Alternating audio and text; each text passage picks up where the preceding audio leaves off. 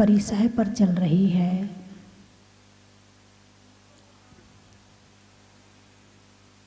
प्रज्ञा परिसह पर चल रही है। सबसे पहले सामान्य ज्ञान को समझ लें। यदि सामान्य ज्ञान समझ में नहीं आएगा तो प्रज्ञा समझ में आने वाली नहीं है। ज्ञानी आपकी दृष्टि में कौन है? जो बहुत शास्त्र पढ़ता है, जिसे शास्त्रों का ज्ञान होता है, उसे आप क्या कहते हो? ज्ञानी। ठीक बात है ना? आपकी दृष्टि में ज्ञान किसके पास है? जो शास्त्रों को पढ़ता है, जिसको कर्म का ज्ञान है, जिसको धर्म का ज्ञान है, जो अच्छी नॉलेज रखता है, आपकी दृष्टि में वो ज्ञान है। ठीक है ना? सही है, आप जो समझ रहे सही है। लेकिन इसके अलावा और कुछ और भी है। यदि केवल शास्त्र पढ़ने वाले को ज्ञानी कह देंगे तो आप क्या हो गए? बिना ज्ञानी नहीं, बिना ज्ञानी। ज्ञान यदि केवल शास्त्र से ही मिलता है, शास्त्र के श्लोक पढ़ने को, याद करने को ही ज्ञान कहते हैं, तो आपके पास तो ज्ञान है ही नहीं है।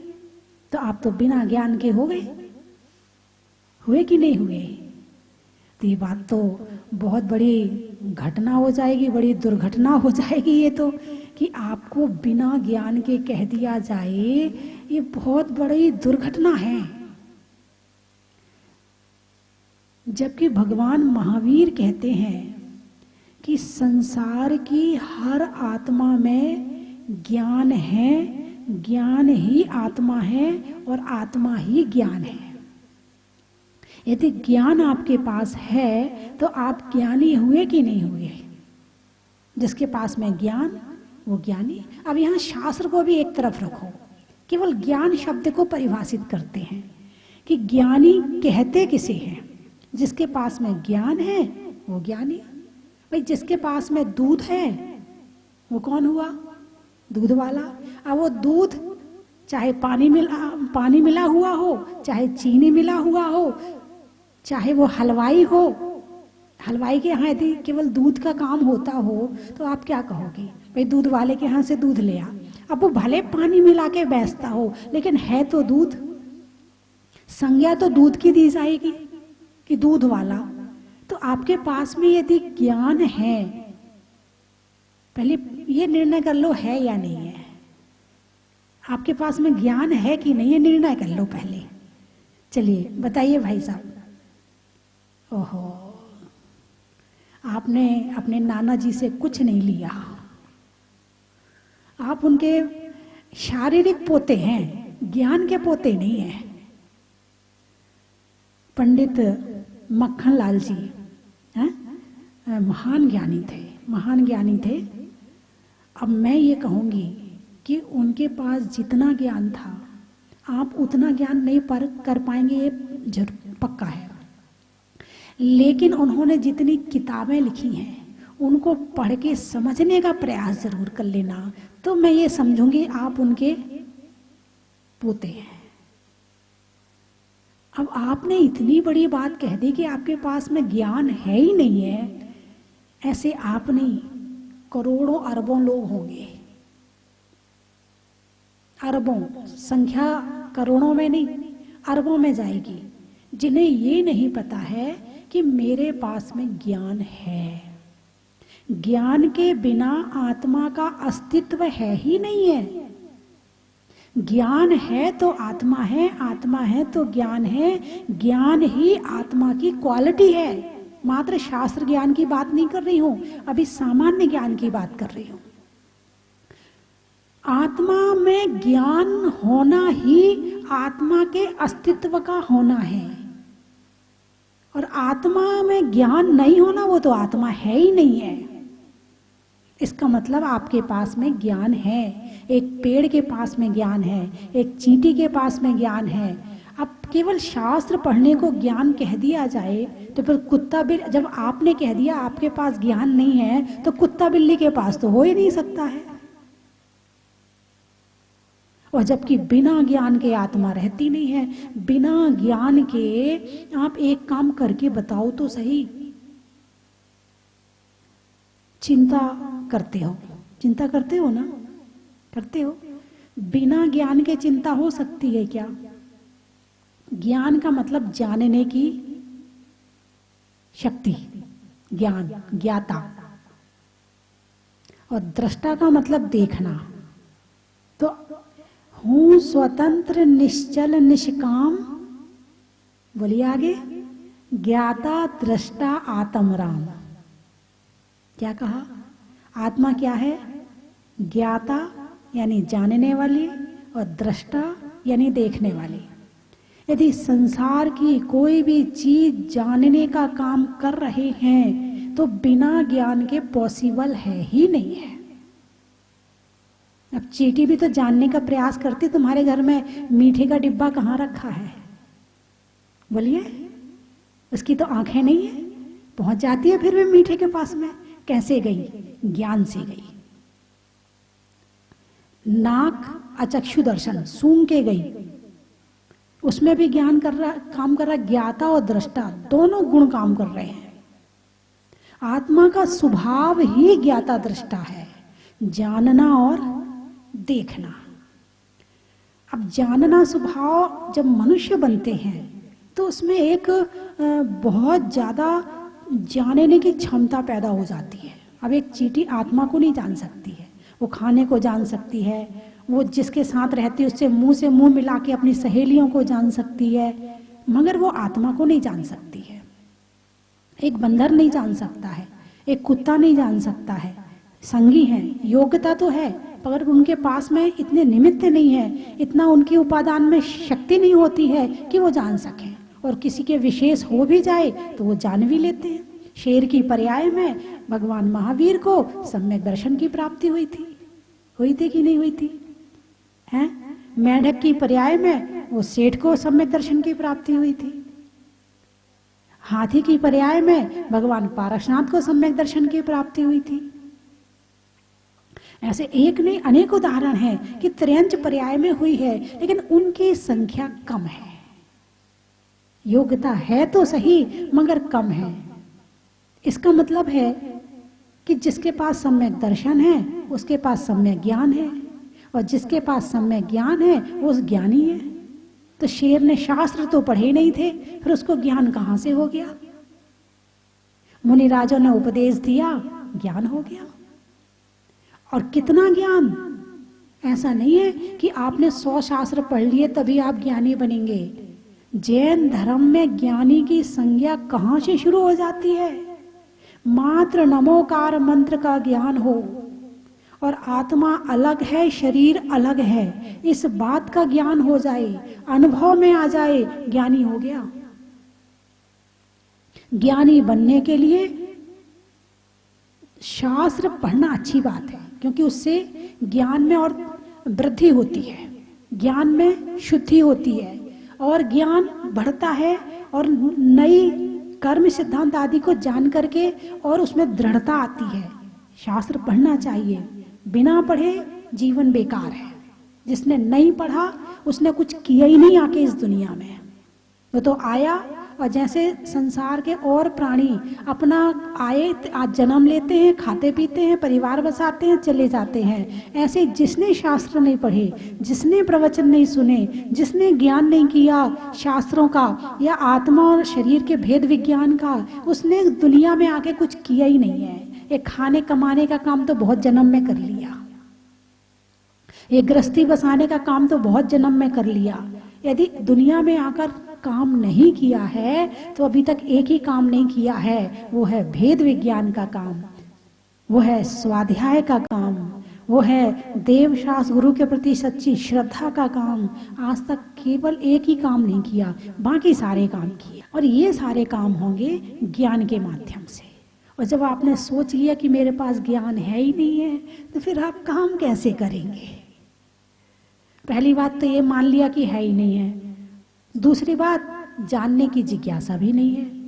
भाई प्यास हो तो इंसान पानी ढूंढेगा, प्यास हो तो पानी ढूंढेगा। अब प्यास ही ना हो तो पानी क्यों ढूंढेगा? अब प्यास तो है, कैसे? संसार में दुख है, अब दुख है तो दूर करने का उपाय ढूंढता है, ठीक है ना? सारा संसार क्या कर रहा? दुख भी है और दूर करने का उपाय भी ढूंढता है। सारी जिंदगी दुख दूर करने में लगा रहता है, दुख दूर होता ही नहीं है और चला जाता है। यही बात है ना? ऐसा कौन से जीव है जो दुख दूर करने का उपाय नहीं ढूंढ रहा है? हर कोई ढूंढ रहा है। भाई कोरोना हो गया तो टेस्ट करवाओ, दवाई लो, दुख दूर हो गया है। शुगर हो गई तो दवाई खाओ, मीठा मत खाओ, चलो दुख दूर तो नहीं हुआ, मेंटेन हो गया।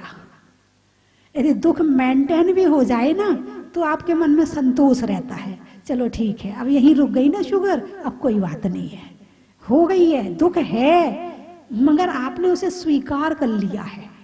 क्या कर लिया है?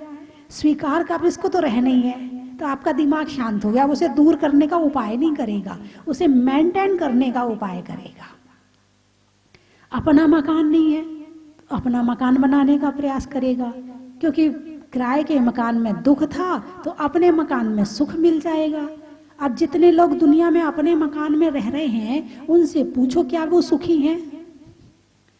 अरे बोलिए ना, नहीं है? यदि मकान में ही सुख होता तो भगवान महावीर महल छोड़ के क्यों जाते हैं? धन नहीं है, चलो भाई धन कमा लेते हैं, उसमें सुख मिल जाएगा। चलो धन कमा लिया, अब धन कमाने के बाद तो सुख मिल गया होगा? नहीं, नए दुख आ गए। अच्छा, मतलब जो दुख दूर करने के उपाय करते हो उसमें नए दुख आने शुरू हो जाते हैं। क्या बात है, आप तो बड़ी समझदार हो। मतलब हम दुख दूर करना तो चाहते, प्यास तो लगी है, लेकिन पानी को गलत जगह ढूंढ रहे हैं। जो पानी थोड़ी देर के लिए प्यास बुझाता है, थोड़ी देर के लिए, क्षणिक, एक क्षण के लिए, हाँ लगता सुख हुआ सा, क्योंकि ऐसा नहीं कि थोड़ा बहुत तो मिलता। भाई जैसे अपना मकान बनाया और अपना मकान बनाने के बाद जब प्रवेश करते तो थोड़े दिन तो अच्छा लगता, हाँ नया मकान है, फिर नए दुख में उलझ जाते हैं, फिर दूसरे नए दुख को दूर करते हैं, फिर वो दूसरे में उलझ जाते हैं, बस यही करते रहते हैं। जहाँ भगवान की दृष्टि है वहां तक हमारी दृष्टि गई नहीं है। हम तो एक परंपरा निभा रहे हैं, एक संस्कार हैं पुराने घर वालों के कि मंदिर जाना चाहिए तो मंदिर जा रहे हैं। हमें यही नहीं पता कि भगवान एक सुखी आत्मा है, जिसको जो बनना होता है ना वो उसके पास जाता है। जिसको वकील बनना हो वो वकील के नीचे रह के काम करता, पढ़ाई करने के बाद में करता, नहीं करता? सीए की पढ़ाई होने के बाद क्या करते हैं? सीए के नीचे रह के तब डिग्री पूरी होती है। किसी को डॉक्टर बनना हो, डॉक्टर बनने के बाद बड़े डॉक्टर के नीचे रह के काम करना पड़ता है।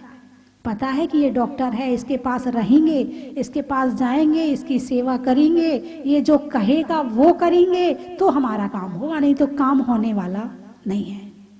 आपको ये तो पता कि डॉक्टर बनने के लिए डॉक्टर के नीचे रहना है, सीए बनने के लिए सीए के नीचे रहना है, लेकिन सुखी होने के लिए किसके पास रहना है पता ही नहीं है आपको। बस जा रहे हैं, एक परंपरा निभा रहे हैं कि मंदिर हमारा जाने का काम है तो हम जा रहे हैं। डॉक्टर के पास तो ज्ञान पूर्वक जाते हैं, सीए के पास तो ज्ञान पूर्वक जाते हैं, वकील के पास ज्ञान पूर्वक और सावधानी से जाते हैं कि इससे क्या लेना है, वकील से क्या सीखना है। बड़ा दिमाग लगाते हैं, बड़े सावधानी से, हाँ बड़ा नजर बड़ी तेज हो जाती है जिस समय उससे कुछ लेना हो। भगवान के सामने जाकर के क्या किया आपने? भगवान एक सुखी आत्मा है, और सुखी आत्मा नहीं, अनंत सुखी आत्मा है। अनंत, कितना सुख जिसका कोई अंत नहीं। हमारा सुख कितनी देर का है? पानी के बुलबुले की तरह, नजर यहां घुमाई तो सुख और यहां घुमाई तो दुख। हमारा सुख इतना क्षणिक है और कोई भी खराब कर देता हमारा सुख है। आराम से बैठे हो, किसी ने 2 शब्द बोले आके, सुख खत्म। यही है ना, इतना ही सुख है ना हमारा। बच्चे ने बात नहीं मानी, सुख खत्म, हमारा तो जिंदगी बेकार हो गई, हमारी तो बात ही नहीं मानता है। जिंदगी तुम्हारी बेकार उसने करी, रिमोट का कंट्रोल उसके हाथ में हो गया तुम्हारा है। भाई पत्नी ने कहा सोने का हार लाके दे दो, नहीं मिला, जिंदगी खराब हो गई, मेरे को तो सोने का हार ही लाके नहीं देते हैं। अब तुम्हारी जिंदगी का सुख सोने के हार में अटका पड़ा है। जो खाना बनाने को कहा था वो खाना नहीं बनाया, गुस्सा आ गया, अब तुम्हारा सुख उस खाने में अटका पड़ा है। और भगवान के पास कुछ नहीं है फिर भी सुखी है।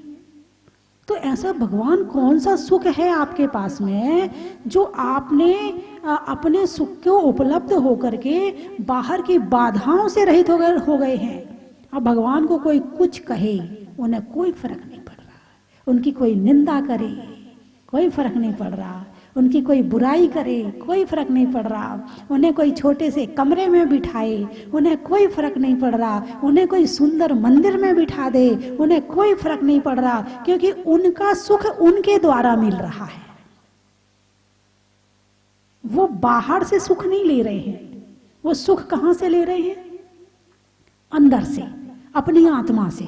अब उनका सुख निजी सुख हो गया, उनका सुख व्यक्तिगत सुख हो गया, उनका सुख आत्मिक सुख हो गया, आध्यात्मिक सुख हो गया, और हमारा सुख बाहर अटका पड़ा है। अब बाहर तो बाहर ही है, पर में है, और पराधीन सपने सुख नाही। कहा कि नहीं कहा? सुना है ना आपने कि पराधीन सपने सुख नाही। पर के अधीन यानी पर वस्तु में सुख मानना, पर व्यक्ति में सुख मानना सुख है ही नहीं है। तो ज्ञान के माध्यम से संसारी प्राणी सुख की खोज तो कर रहा है, लेकिन खोज गलत जगह कर रहा है। भ्रम से उठे अकेला चेतन, एक लाइन आती है कि 12 भावना में कि जैसे मृग चेतन उठ उठ दौड़े थक थक के, जल नहीं पावे प्राण गवावे, भटक भटक मरता, वस्तु पराई माने अपनी भेद नहीं करता।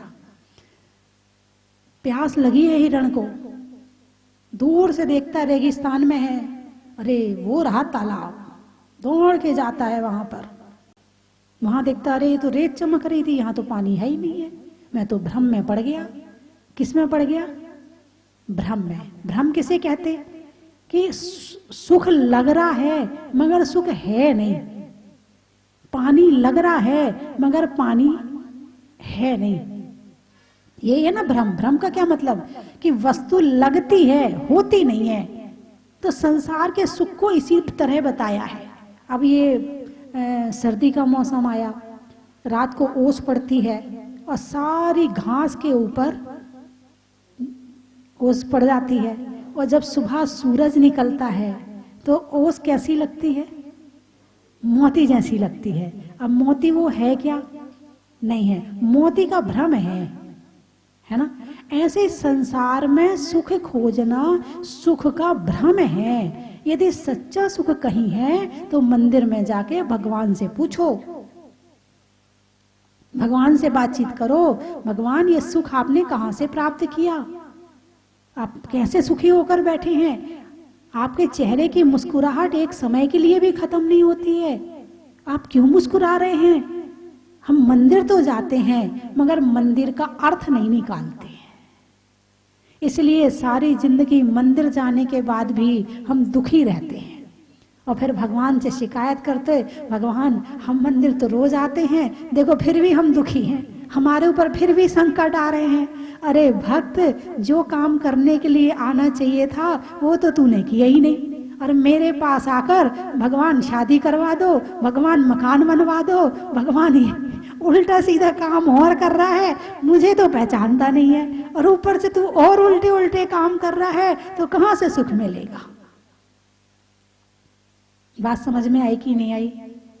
अब सुख का सबसे बड़ा साधन क्या है?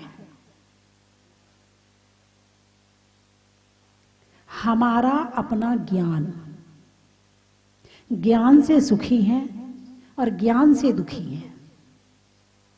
ज्ञान ही दुखी कर देता है। दुखी होते हैं उसमें भी ज्ञान लगता है, और सुखी होते हैं उसमें भी ज्ञान लगता है। बिना ज्ञान के ना सुखी हुआ जा सकता है और बिना ज्ञान के ना दुखी हुआ जा सकता है। अब इतनी सारी यहाँ जितना सामान दिख रहा है, ये जीव है कि पुद्गल है? पुद्गल है। तो पुद्गल में ज्ञान है क्या?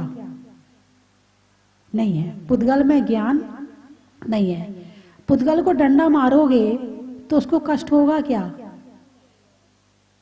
कष्ट होगा क्या? फीलिंग आएगी क्या उसमें कष्ट होने की? नहीं आएगी। क्यों? फीलिंग करवाने वाला कौन है? ज्ञान है। फीलिंग करवाने वाला कौन है? ज्ञान है। और पुद्गल में ज्ञान है नहीं है। और हमें कोई कुछ कह दे तो हम दुखी भी होते हैं, और कोई मीठा बोल दे तो सुखी भी होते हैं, क्योंकि हमारे अंदर ज्ञान है। अब ये ज्ञान का तार जब बाहर से जुड़ता है तो वहां से क्षणिक सुख, मोह के कारण से क्षणिक सुख और दुख आता है। और जब ये ज्ञान का तार अपनी आत्मा से जुड़ता है तो वहां से सुख ही सुख आता है। अब हमने अपना ये ज्ञान का तार किससे जोड़ रखा है? 24 घंटे में आपका ये ज्ञान कहाँ जुड़ा रहता है? पूरे दिन दूसरे में जुड़ा रहता है, पुद्गल में ही जुड़ा रहता है, दूसरे व्यक्ति में या दूसरी वस्तु में है। और वहां पर सुख, क्षणिक सुख, इंद्रिय सुख है, लेकिन आत्मिक सुख और आध्यात्मिक सुख नहीं है। और सुख की खोज करते रहना सारी जिंदगी, मिल जाए तो बता देना लास्ट में। जब 70 साल के हो जाओ, 80 साल के हो जाओ, तब आके मुझे बताना कि माता जी सारी जिंदगी सुख खोजा, लेकिन अरे बोलिए ना, भाई साहब का कहना है कि संसार नहीं चलेगा। चिंता मत करो, संसार चलाने के लिए अनंत जीव बहुत हैं। आप तो अपने कल्याण की सोचो, संसार चलाने की ना सोचो, अपने सुख की सोचो। हाँ, आपको दुखी रहना है संसार चलाने के नाम पर, आप रहें, शौक से रहें, अनंत प्राणी रह रहे हैं, सारे रहें, कोई दिक्कत नहीं है। और संसार चलाने की जरूरत क्या है? हम होते कौन है संसार चलाने वाले? जब आप यहाँ नहीं थे तो क्या संसार नहीं चल रहा था? बोलिए। और तुम नहीं रहोगे तो क्या संसार नहीं चलेगा? चलेगा, चलेगा संसार। तो फिर आपने ये कैसे कहा कि हम संसार चला रहे हैं? भगवान महावीर मोक्ष जब नहीं गए थे तब भी संसार चल रहा था, और भगवान महावीर मोक्ष चले गए तब भी संसार चल रहा है। चल रहा कि नहीं चल रहा? लेकिन इस संसार में आकर जिसके अंदर सुखी होने की भावना होती है, जिसके अंदर अपने कल्याण की भावना होती है, वो ही, उसकी दृष्टि ही यहाँ लग सकती है। और बाकी तो कहेंगे माता जी अरे सारे महाराज बन गए तो संसार कौन चलाएगा, आहार कौन देगा? हाँ भाई, आहार देना नहीं है, चौका लगाना नहीं है, और बहाने मार के खुद को दुखी रखने के उपाय खोज लिए। नहीं, आपकी बात नहीं करी, और भी हैं, बहुत हैं ऐसे हैं। हाँ माता जी, यदि आप सबको साधु बना दोगे तो आहार कौन? अरे तुम क्यों चिंता करते हो? एक चिड़िया ने भी जन्म लिया है तो उसके चोंच का दाना उसके भाग्य से उसे मिलेगा। यदि एक साधु भी दीक्षा लेता है तो उसके भाग्य का कहाँ से आएगा तुम्हें नहीं पता है। तुम उनकी चिंता मत करो, तुम तो अपनी चिंता करो। तो ज्ञान जब मोह सहित हो जाता है तो यह दुख का कारण बनता है, और ज्ञान जब मोह रहित होता है तो यह सुख का कारण बनता है। मोह जितनी मात्रा में कम होते जाएगा, सुख उतनी मात्रा में प्रकट होते जाएगा, और मोह जितना गाढ़ा होता जाएगा, दुख उतनी मात्रा में बढ़ता जाएगा।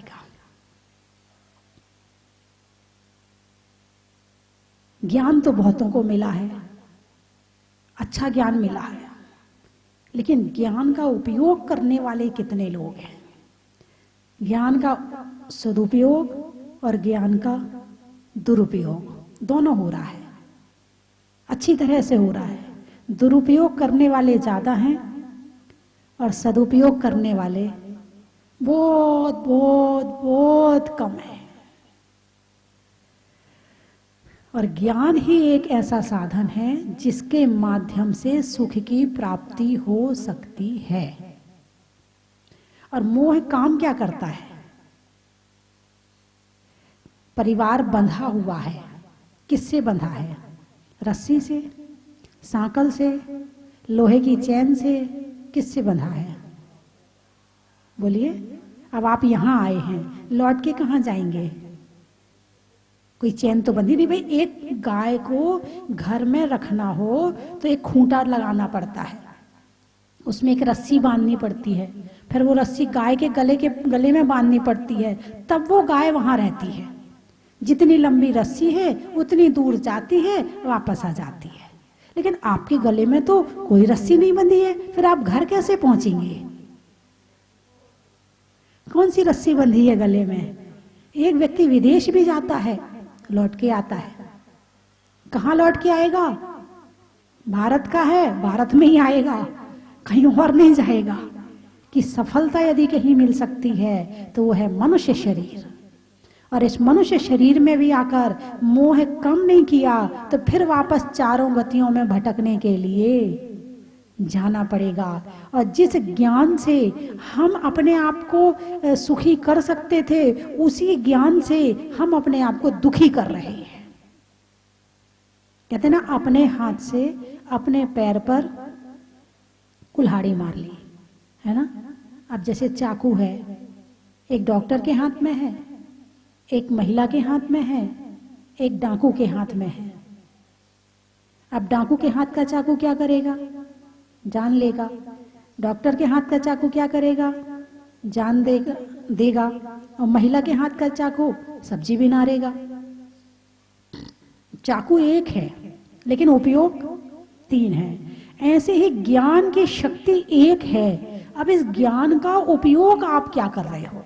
इसे पर में लगा रहे हो या स्व में लगा रहे हो? यदि स्व में लगा रहे हो तो सदुपयोग, यदि पर में लगा रहे हो तो खुद का दुरुपयोग, दूसरे का नहीं। दूसरे का तो बाद में होएगा, खुद का दुरुपयोग पहले हो रहा है। ज्ञान में विवेक आ गया, सम्यक ज्ञान आ गया, श्रद्धा आई, सम्यक दर्शन, विवेक आया, सम्यक ज्ञान, और क्रिया आ गई, सम्यक चारित्र आ गया। और यही तो जानने के लिए ये जन्म लिया है। और इसमें भी आंख ना खुले, इसमें भी भाव ना बने, तो फिर पर्याय भाव पूरा करने आए हैं। बस भाव पूरा करो, चलो आगे। एक जन्म पूरा कर लिया, जैसे पिछले जन्म थे, चींटी बने, जन्म लिया, मर गए, कुत्ता बने, जन्म लिया, मर गए, भाव पूरे कर रहे। ऐसे इस जन्म में भी यदि नहीं किया तो बस जन्म लिया, भाव पूरा किया और चले गए आगे भाव भ्रमण के लिए। भाव को काटने का भी प्रयास और पुरुषार्थ सार्थक नहीं किया है तो बंधुओं कब मिलेगा? बहुत सुंदर, आपको थोड़ा सा ज्ञान तो आज हो गया है। नहीं, अभी नहीं मानती मैं, है ना। बहुत अच्छी बात है, और आगे बढ़ें आप, और आगे बढ़ें। आपके खून में, आपके संस्कारों में वो चीज आपको मिली है, आप उसका उपयोग करें। चलिए, मैं 3 चीजें बोलूंगी, आपको कहना बड़ा ही महत्व है। चलने में पात का, मित्रों में साथ का, तीर्थंकरों में मुनि सुब्रत नाथ का, पंखा में झलने का, बच्चों में पलने का, भगवान की जमीन से निकलने का, हिंदी में मात्रा का, स्कूल में छात्रा का, आज आपकी जहाजपुर की यात्रा का। कहाँ से आए हैं? दिल्ली। त्रियंचों में बिल्ली का, डंडा में गिल्ली का, और आने वालों में दिल्ली का। आप कहाँ से आए? जयपुर। गाने में सुर का, नृत्य में नूपुर का, आने वालों में जयपुर का। मनुष्यों की जरूरत का, प्रभु की मूरत का, और आने वालों में सूरत का। आम की बोर का, खाने में कौर का, आने वालों में इंदौर का। और कहीं से? मालपुरा। गांव बैठने में दरा का है, बातों में खरा का और आने वालों में मालपुरा का। बोले 24 भगवान की। आए, पहली बार आए और आके इतना अच्छा, इतना मनोहर दृश्य, प्रथम शांति धारा और कलश करके बाबू जी की आशीर्वाद से बहुत ही अच्छे यहाँ के भाव हम लोगों के रहे और कृत्य हो गए। यहाँ पे बहुत बढ़िया मंदिर, बहुत बढ़िया काम, हर चीज बहुत बढ़िया। पंडित जी बहुत बढ़िया है कि हमारे सारे एटा निवासियों में आज प्रथम बार जहाजपुर आकर और शांति धारा जी की बोली ली। हम लोग बहुत आभारी हैं और हम लोग यहाँ के बहुत धन्य हुए। इस पावन धरा पे आके हम लोग बहुत धन्य हुए। बहुत खूबसूरत और बहुत अच्छा मंदिर जी बनाया हुआ है। आज जहाजपुर वाले बाबा के दर्शन करने हम लोग सारे एटा से यहाँ आए हुए हैं और आज यहाँ का आनंद प्रफुल्ल, प्रभु की ऐसी कृपा हम लोगों पर बरसाई कि आज हम सारे लोग धन्य हो गए। इस तरह का यहाँ हमें देखने को मिला कि जिसका मन ही नहीं करता कि प्रभु के दरबार को, प्रभु की समोसरण को छोड़ के जाएं। ऐसा लगता है कि यहीं रहे, यहीं से बसे और यहीं रहे और यहीं ही समाधि हो जाए। बाबा की जय।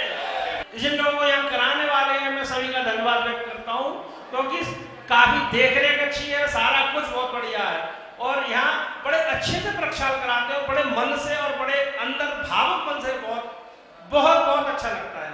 स्वस्ति भूषण माता जी के लिए 2 लाइन कहना चाहता हूँ उन्हीं के शब्दों में कहना चाहता हूँ कि महिलाओं के आभूषण का पर्वों में पर्यूषण का और गुरु माँ गण्यार का स्वस्ति भूषण माता जी का बड़ा ही महत्व है। वंदना दर्शन टीवी पे होते थे, मन में भाव बना तो भगवान कब दर्शन करने को बुलाओगे। आज पता नहीं कौन से पुण्य कर्म का उदय था कि भगवान ने दर्शन करने को बुलाए और मेरे पूरे परिवार की तरफ से बाबा का इतना पुण्य था कि हमें प्रथम शांति धारा का कलश का अभिषेक मिला और बहुत अच्छा लगा कि हम क्या बता सकते हैं, शब्दों में बयान नहीं कर सकते।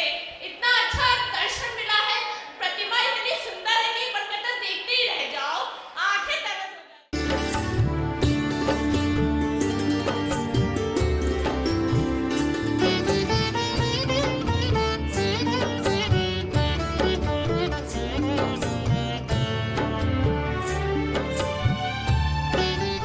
जय जिनेंद्र बंधुओं, एक बार पुनः सौभाग्य आपको बुला रहा है स्वस्ति धाम जहाजपुर के पावन प्रांगण में। मुनीश्वरनाथ भगवान की छत्र छाया में सहनाइयां गूंजने वाली है। बड़े बाबा को जहाज मंदिर में विराजमान होने के शुभ अवसर पर 6 और 7 फरवरी 2021 को एक द्विदिवसीय वार्षिक महोत्सव रखा गया है। बंधुओं, 6 फरवरी का कार्यक्रम शुभ अभिषेक शांति धारा मूल नायक मुनीश्वरनाथ भगवान का और उसके बाद 9:30 बजे से एक केवल्य ज्ञान वाटिका यहाँ बनी है जिसमें 24 तीर्थंकरों के 24 चरण चिन्ह स्थापित किए गए हैं और उन तीर्थंकरों को जिन वृक्षों के नीचे केवल्य ज्ञान की प्राप्ति हुई थी उन वृक्षों को लगाया गया है। उन चरण चिन्हों की प्रतिष्ठा होगी। मुझे 24 चरण चिन्हों के लिए 24 स्वधर्म इंद्रों का चयन करना है। प्रत्येक की न्योछावर राशि 21,000 रुपए है। बंधुओं, ऐसा मौका बार बार नहीं मिलेगा। आप मात्र 21,000 रुपए की राशि से स्वधर्म इंद्र बनकर के उन चरणों की प्रतिष्ठा करने का सौभाग्य प्राप्त कर सकते हैं। बंधुओं, उस दिन शाम को सांस्कृतिक कार्यक्रम होगा 6 फरवरी 2021 को। 7 फरवरी वो शुभ दिन है जिस दिन बड़े बाबा को जहाज मंदिर में विराजमान किया गया था। बंधुओं, हम अपना बर्थडे मनाते हैं, एनिवर्सरी मनाते हैं। मैं आपको आमंत्रित करता हूं जहाजपुर में जहाज मंदिर में विराजमान होने के बाद में बड़े बाबा को पहला वार्षिक उत्सव आप पधारें और उस दिन सुबह 7:30 बजे से बड़े बाबा का 1008 कलशों से महामस्तकाभिषेक होगा। 9 बजे से रथ यात्रा निकाली जाएगी और 10 बजे से एक और सौभाग्य आपको मिलने वाला है। पूज्य गुरु मां गण्यारे का स्वस्ति भूषण माता जी, जिन्होंने इस स्वस्ति धाम जहाजपुर को पूरे विश्व में प्रसिद्ध कर दिया और जहाज मंदिर की रचना करवा करके विश्व को एक अनुपम कृति, अद्वितीय कृति प्रदान की और ये जहाज मंदिर golden book of world record में दर्ज हुआ। ऐसी पूज्य गुरु मां का संयम के 25 वर्ष पूरे होने जा रहे हैं, तो दीक्षा दिवस मनाया जाएगा उस दिन 10 बजे से। बंधुओं, दोपहर में 1 बजे से एक उत्तंग मानस्तंभ यहां बना है। उन मानस्तंभ की प्रतिमाओं का 1 वर्ष के बाद महामस्तकाभिषेक होने जा रहा है।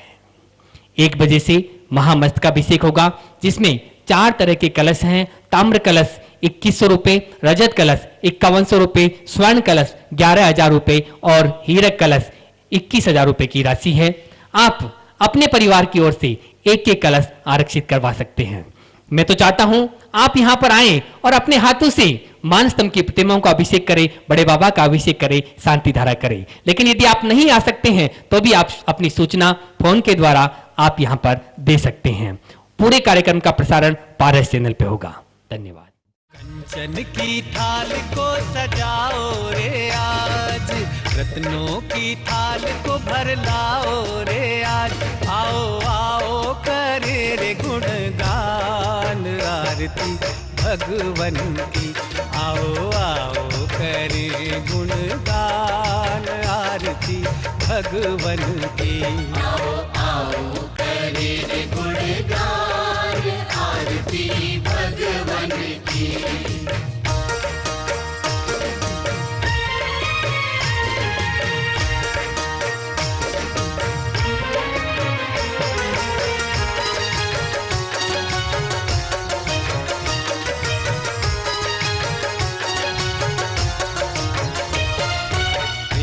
सुमित्र के राज दुलारे, माँ पद्मा जी के नैनों के तारे।